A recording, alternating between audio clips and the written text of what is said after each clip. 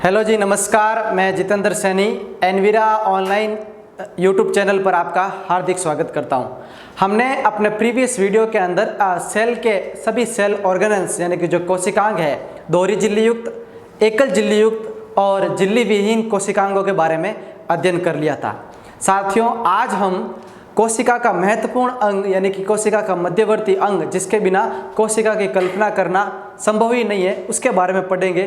केंद्रक, नाभिकीय भाग, एक बीच वाला पार्ट जो कोशिका को सभी तरह से यानी कि चाहे उपापचय क्रिया हो, चाहे उसकी जेनेटिक इंफॉर्मेशन हो, चाहे उसके अंदर होने वाली सारी प्रकार की रिएक्शंस हो, उनको कंट्रोल करता है।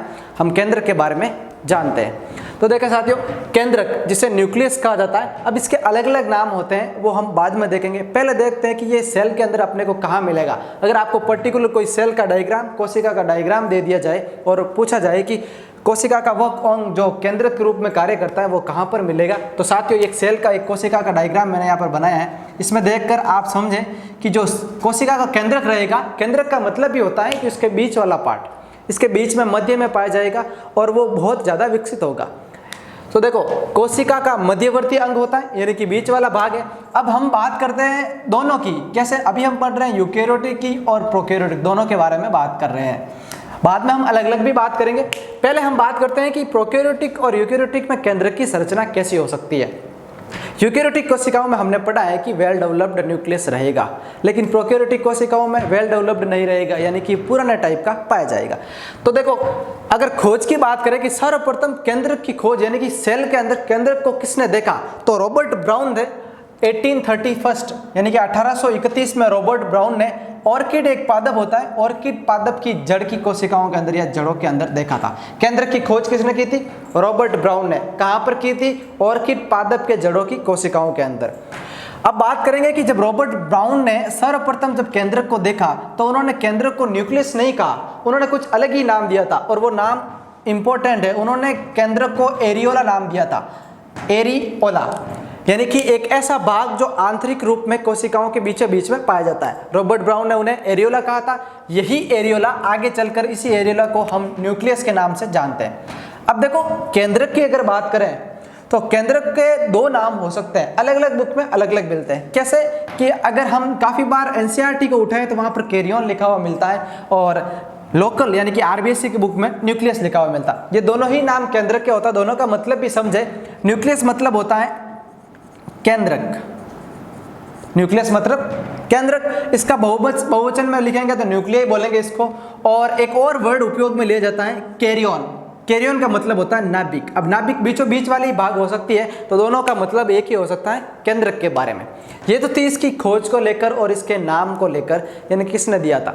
अब हम बात करें कि केंद्रक के बारे में जो अध्ययन करते हैं, फॉर एग्जाम्पल अब हम पढ़ रहे हैं केंद्रक के बारे में ही, तो जब हम केंद्रक के बारे में पढ़ रहे हैं तो इस पूरी सिस्टम को क्या कहेंगे, इसके अध्ययन को एक पर्टिकुलर वर्ड में क्या कहेंगे। तो साथियों, केंद्रक के बारे में अध्ययन करना या केंद्रक के बारे में जानकारी जुटाने को बोला जाता है कैरियोलॉजी। क्या कहा जाता है? कैरियोलॉजी, यानी कि केंद्रक विज्ञान। याद रखना, कैरियोलॉजी केंद्रक के बारे में जानकारी प्राप्त करना, ये केंद्रक के बारे में अध्ययन करना कैरियोलॉजी कहलाता है। अब एक बात हमेशा याद रखना कि यूकेरियोटिक कोशिकाओं के अंदर केंद्रक उसका महत्वपूर्ण अंग होता है। क्यों? क्योंकि इसके अंदर डीएनए, विभिन्न प्रकार के आरएनए के माध्यम से, देखो नाम आ गया है डीएनए और आरएनए, यानी कि हम धीरे धीरे न्यूक्लिक एसिड की ओर भी बढ़ रहे हैं, क्योंकि केंद्रक के बाद अपना क्रोमोसोम पढ़ने के बाद जो सेल के ऑर्गेनेल्स है वो खत्म हो जाएंगे और मॉलिक्यूलर बायोलॉजी के अंदर प्रवेश करेंगे। यानी कि नाम आ रहा है डीएनए और आरएनए, यानी कि यूकेरियोटिक कोशिकाओं के अंदर केंद्रक उसका महत्वपूर्ण अंग होता है, क्योंकि उसके अंदर डीएनए, विभिन्न प्रकार के आरएनए के माध्यम से कोशिका की समस्त उपापचय क्रियाओं को, याद रखना, कोशिका की समस्त उपापचय क्रियाओं को नियंत्रित करता है। तो देखो, केंद्रक के अंदर कौन है? डीएनए। तो यहाँ पे मैं लिख सकता हूँ डीएनए, बीचों बीच में ये केंद्रक है, केंद्र के अंदर कौन है? डीएनए। तो सबसे ज्यादा डीएनए ही कार्य करता है, क्योंकि ये नियंत्रित कौन करता है? डीएनए। कोशिका का अगर पूछा जाए कि सेल का सबसे नियंत्रित ऑर्गन, अंग, केंद्रक, अगर केंद्रक के अंदर ऐसा कौन सा पदार्थ है जो केंद्रक के अंदर सभी उपापचयी क्रियाओं को नियंत्रित करता है, तो डीएनए। किसके माध्यम से? आरएनए के माध्यम से। तो ये तो होगी नॉर्मल से यूकेरियोटिक कोशिका की बात। अगर मैं इसकी उपस्थिति की बात करूं, यानी कि केंद्रक किन कोशिकाओं में कितना पाया जाता है, कितनी संख्या में होता है, कहां पर अनुपस्थित होता है, अनुपस्थिति को लेकर काफी बार पूछा जाता है। कैसे कि हमने जब सेल स्टार्ट किया था तो हमने कोशिका सिद्धांत के बारे में पढ़ा था और कहा था कि कोशिका के अंदर एक न्यूक्लियस होना स्वाभाविक है या पर्टिकुलर होना चाहिए, वरना उसे कोशिका नहीं कह सकते, उसे हम दीवार ही कहेंगे। तो उसमें हमने बात की थी स्तनधारियों की आरबीसी, लाल रक्त कणिकाओं को लेकर।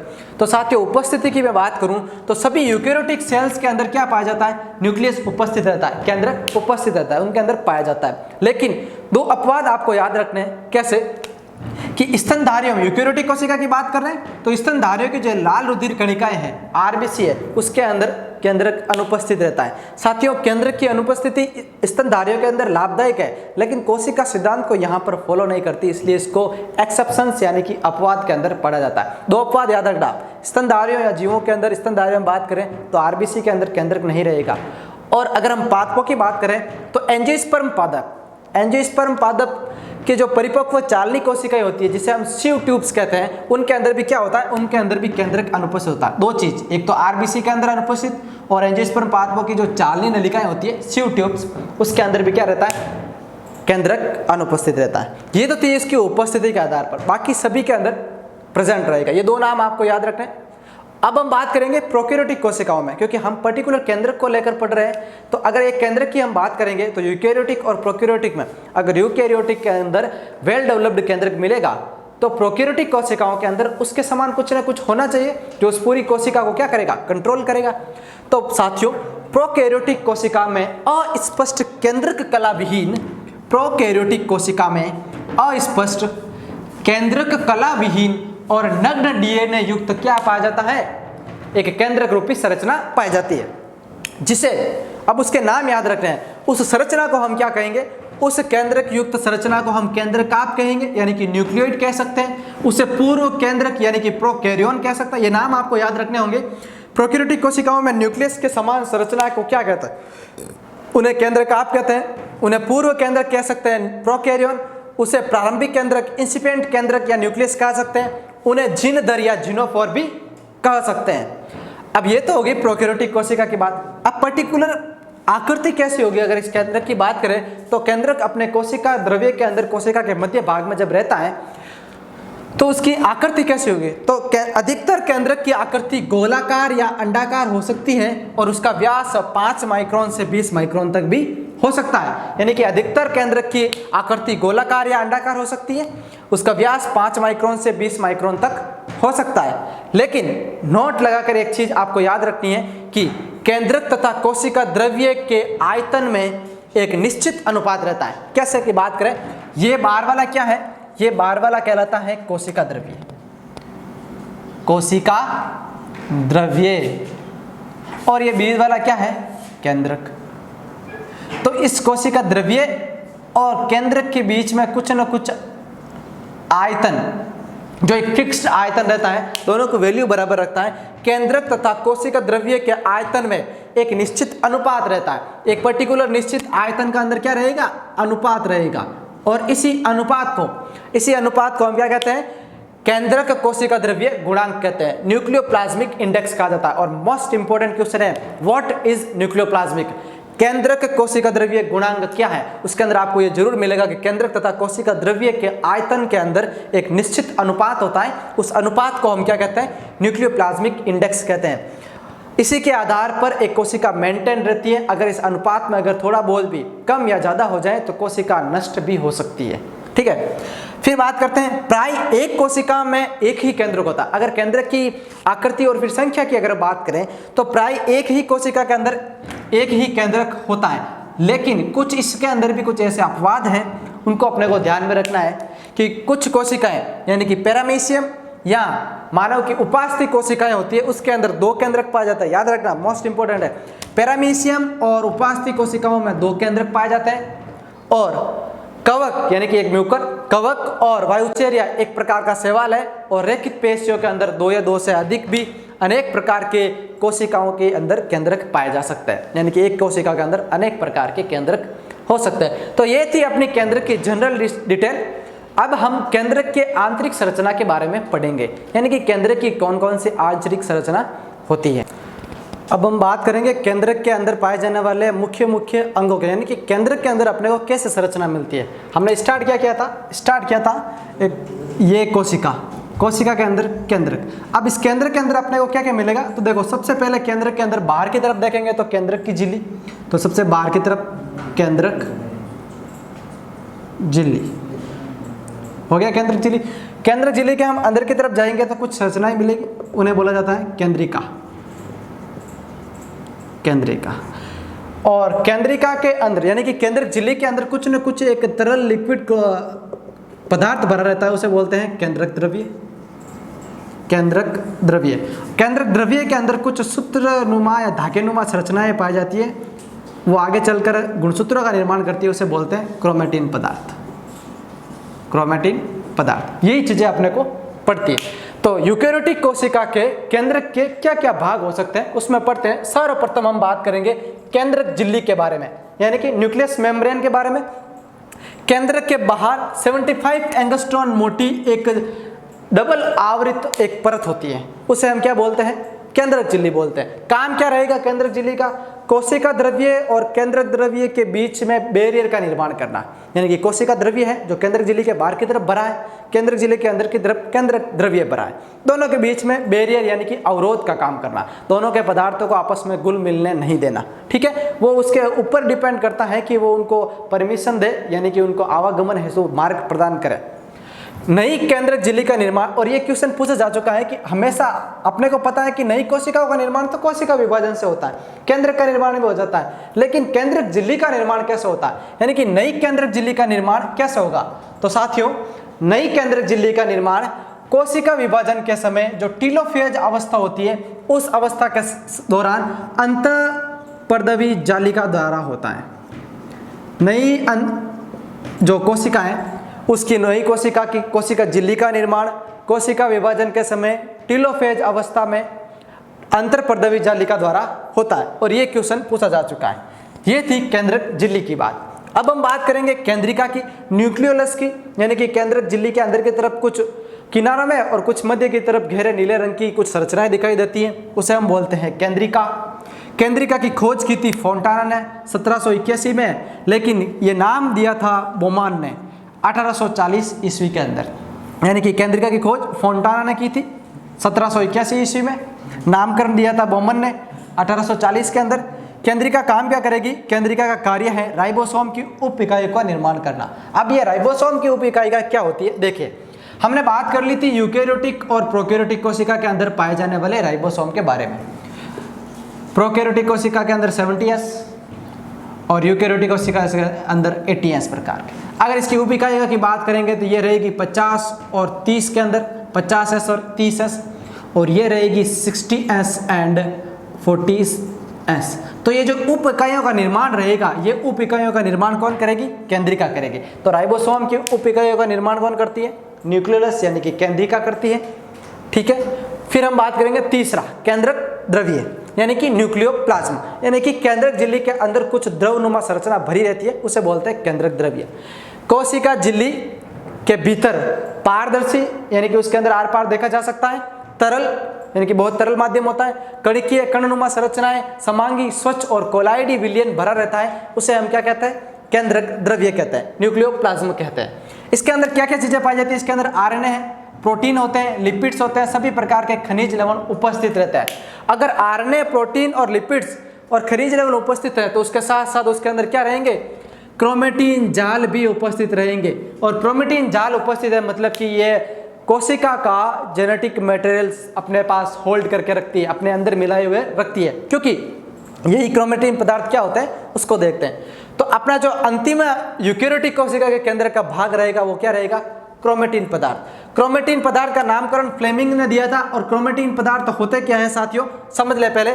कोशिका विभाजन के समय क्रोमेटिन का जो जाल होता है, कैसे, फॉर एग्जांपल ये कोशिका विभाजन है, इसके अंदर केंद्रक है, केंद्र के अंदर न्यूक्लियोप्लाज्म भरा हुआ है और न्यूक्लियोप्लाज्म के अंदर क्रोमेटिन जाल है। ये क्रोमेटिन जाल का जब विभाजन रहेगा तो यही आगे जाकर गुणसूत्रों का निर्माण करेंगे। तो कोशिका विभाजन के समय क्रोमेटिन जाल ही गुणसूत्र का निर्माण करते हैं। क्रोमेटिन जाल दो प्रकार के हो सकते हैं, हेटेरोक्रोमेटिन और यूक्रोमेटिन। अब दोनों के नाम आपको याद रखने हैं, दोनों का एक ही मुख्य अपने को लक्षण याद रखना है कि हेटेरोक्रोमेटिन प्रकार के जो क्रोमेटिन पदार्थ होते हैं वो आनुवांशिक रूप से निष्क्रिय होते हैं, लेकिन यूक्रोमेटिन टाइप्स के जो क्रोमेटिन पदार्थ होते हैं वो आनुवांशिक रूप से सक्रिय होते हैं और सक्रियता के आधार पर ये होते हैं गुणसूत्र का निर्माण करते हैं। ये तो थे अपने यूकेरियोटिक कोशिका के सभी 4 भाग। अगर हम बात करें कि पर्टिकुलर एक केंद्र का मुख्य कार्य क्या रहेगा, तो साथियों मुख्य कार्य की मैं बात करूं तो उसके 3 मुख्य कार्य केंद्र के हो सकते हैं कोशिका के अंदर। कोशिका नियंत्रण का केंद्रक भी उसे कहा जाता है, तो कोशिका का नियंत्रण भी करेगा। आनुवांशिक लक्षणों का वाहक भी होता है, क्योंकि उसके अंदर क्रोमेटिन पदार्थ जो गुणसूत्रों का निर्माण करेंगे, तो आनुवांशिक पदार्थों का वाहक होना स्वाभाविक है। और तीसरा ये राइबोसोम का निर्माण करेगा, क्योंकि ये राइबोसोम की उप इकाइयां केंद्रिका द्वारा बने जा रही है। तो इस प्रकार अपना जो कोशिका का केंद्रीय भाग था उसको भी आपने कंप्लीट कर लिया है। इसके बाद हम स्टार्ट करेंगे गुणसूत्र, यानी कि कोशिका के अंदर गुणसूत्र क्या होते हैं। अपना कोशिका से रिलेटेड ये लास्ट टॉपिक है गुणसूत्र, यानी कि क्रोमोसोम। साथियों क्रोमोसोम को लेकर अपने एग्जाम में पूछा जाता है कि कौन से जीव या कौन से पादप या कौन से एक कोशिकीय जीव के अंदर कितने प्रकार के गुणसूत्र या कितने गुणसूत्र पाए जाते हैं। संख्या पूछी जा सकती है, उसका जोड़ा पूछा जा सकता है, कितने जोड़ा हो सकता है वो वाले। तो पहले गुणसूत्र का हम जनरल डिटेल देखते हैं। साथियों कोशिका की जो अंतरावस्था होती है, इंटरफेज अवस्था, कोशिका की अंतरावस्था में जो क्रोमेटिन पदार्थ उपस्थित होते हैं वही क्रोमेटिन पदार्थ केंद्रक की विभाजनशील अवस्था के दौरान गुणसूत्रों का निर्माण करते हैं, क्योंकि वो क्रोमेटिन पदार्थ क्या होते हैं, धागेनुमा होते हैं। और एक गुणसूत्र का अगर नामकरण की बात की जाए तो गुणसूत्र का नामकरण स्टुअर्ट बर्जन ने 1875 में दिया था, और खोज स्टुअर्ट बर्जन ने की थी और नामकरण वोल्डेयर ने दिया था। अब इसकी आकृति पूछी जा सकती है, याद रखना है VLJI, यानी कि इन्हीं शेप के अंदर अपने को गुणसूत्र मिलेंगे, या तो V शेप के या L शेप के या J या I शेप के। उसके अलावा कोई भी शेप में गुणसूत्र अपने को नहीं मिलेंगे। गुणसूत्र के आकार की अगर बात करें तो लंबाई 1 माइक्रोन से लेकर 20 माइक्रोन तक, चौड़ाई 0.2 से लेकर 3 माइक्रोन तक हो सकती है। नॉर्मल से इसकी बात करें तो सबसे बड़ा गुणसूत्र पाया जाता है ट्रिलियम ग्रांडिफ्लोरम नामक एक प्रकार का जो पादप है उसके अंदर पाया जाता है, और सबसे छोटा पाया जाता है कवकों के अंदर। जंतुओं की अगर बात करें तो जंतुओं में सबसे छोटा गुणसूत्र पक्षियों में हो सकता है, क्योंकि उसके अंदर लंबाई ज़्यादा होती है। नामकरण की बात करें, कुछ ऐसे एग्जाम्पल लेते हैं गुणसूत्रों के जो एग्जाम में पूछ जाते हैं। सबसे पहले देखो हेलोपेसिस ग्रेसिलिस, ये पादप है, सबसे छोटा या सबसे कम प्रकार के गुणसूत्र इसके अंदर पाए जाते हैं 4।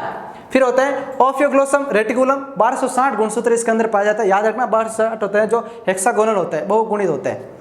फिर होता है मटर पायसम सटाइवम में 14, प्याज एलियम सेपा के अंदर 16, गेहूँ ट्रिट्रिकम एस्टिवम में 42, चावल ओराइजा सटाइवम में 24, मनुष्य होमोसेपियंस में 46, इसका 23 जोड़े याद रखना। ऑप्शन में ये नहीं मिलता, सबको याद रह जाता है, 23 जोड़े लिखा होता है, 23 पेयर्स, ये ऑप्शन में ज़्यादा मिलता है क्योंकि ये 46 सबको याद हो गया है।